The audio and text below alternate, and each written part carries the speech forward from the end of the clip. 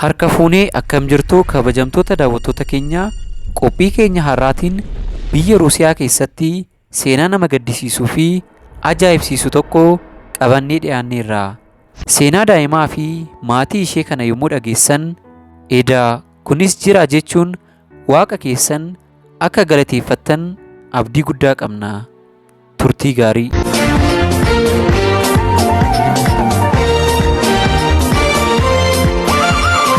Namni hundi haalli ittiin duutu gargara malee du'uun isaa hin oolu. Haa ta'u malee seenaan maatii kanaa du'a kana dura dhageessanirraa baay'ee addadha. Maatiin kun kan du'an soorata guyyaa guyyaadhaan soorannuuni. Meeriyaan micoo waggaa 8ti. Maatii ishee keessaa umriidhaan xiqqoon isheedha. Kan jiraattus abbaa ishee Piroofeesara ta'e Maayikil, haadha ishee Anasteeziyaa taate, obboleessa ishee Joorji jedhamuu fi akka'oo ishee waliin jiraachaa turte. Guyyaa nama gaddisiisu tokkos yeroo tokkotti maatii dhabduu taatee hafti. Dhumarrattis firoota dhiyoodhaan akka guddifamtu godhameera. Taateen nama gaddisiisu kun kan uumame hagayya bara 2013 yommuu ta'u, guyyaa tokko maatiin gammadaan kun yeroo waliin dabarsuuf ni ka'u.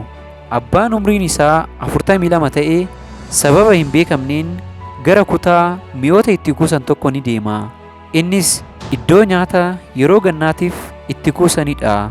Isaanis gannaaf jedhanii nyaata hedduu ture kan kuusan.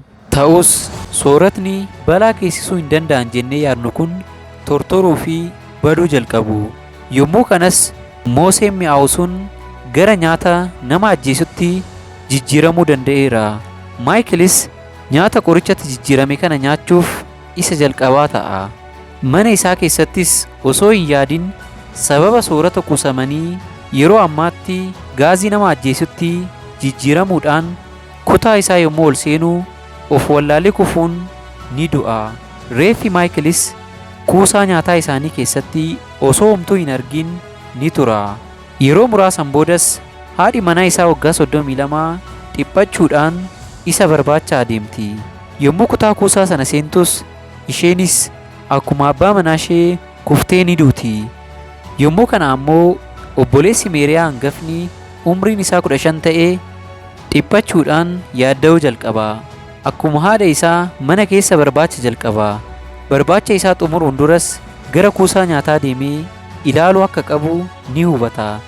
Akkuma kutaa sana seeneenis sababa gaazii nyaata tortoreetiin innis du'uu danda'a. Akka'uun Meeriyaa umriin ishee 62 ta'es wanta tokko shakkuun ollaa isaanii ni waamti. Akka carraa ta'ee micoon xiqqoon sun gara sana osoo hin deemin callistee teessi. Akka'uun sunis hanga ollaan dhufanitti jechuun gara kutaa sanaa deemtee barbaaduudhaaf ni kaati. Yommuu achi geessus akkuma namoota kana duraa isheenis gaazii sanaan of wallaaltee ni duuti. Haa ta'u malee jaartiin sun osoo hin du'in dura hojii ishee galateeffachiisu tokko hojjettee dabarti. Innis foddaa kutaa sanaa banuu ishee ture. Sababa kanaanis kutaa sana qilleensi seenuu danda'eera. Jaartiin sun osoo akkas gochuu baattee ollaan isaaniis akkuma isaanii ni du'u ture. Daqiiqaa boodas poolisoonni waamamanii iddoo sana ni to'atu. Uummanni naannoo sanaas yommuu kana dhagahan ni rifatu. Gaaziin sun kan uumame sooratni sun yeroo dheeraadhaaf aduu waan hin arganneefi. Taateen kunis yeroo hundaa uumamuu baatullee darbee darbee dhalachuun isaa hin oolu. Waa hundaafuu seenaan kun akka rifattan qofa osoo hin taane akka irraa barattaniif ni ta'a jennee isiniif dhiyeessinee jirra. Hanga qophii haaraatiin walitti deebinutti nagaatti.